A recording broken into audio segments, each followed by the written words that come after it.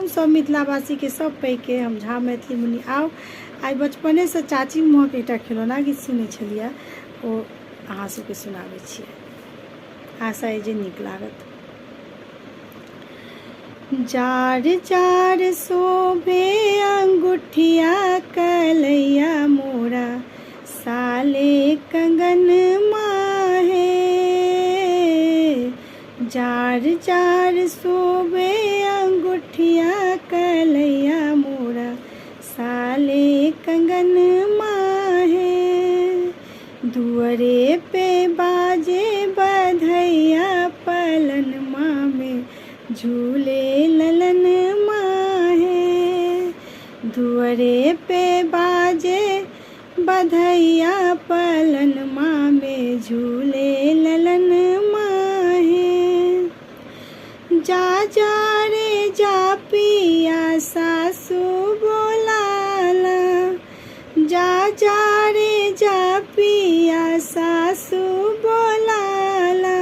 छठी पूजेगी अंगन माँ पलन माँ में शोभे ललन माहे।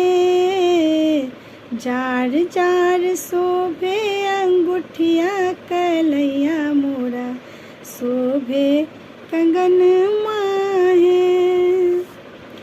जा जा रे जा पिया ननदी बोलाला।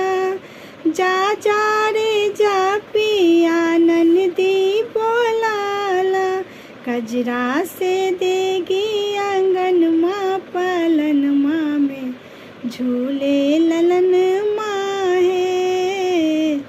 जार जार शोभे अंगूठिया कलैया मोरा शोभे कंगन माहे।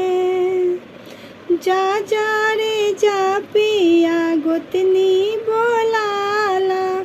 जा जा रे जा पिया गोतनी बोलाला। सोठी कूटेगी आंगन माँ पलन माँ में झूले ललन माहे। जार जार शोभे अंगूठिया कलैया मोरा शोभे कंगन माँ।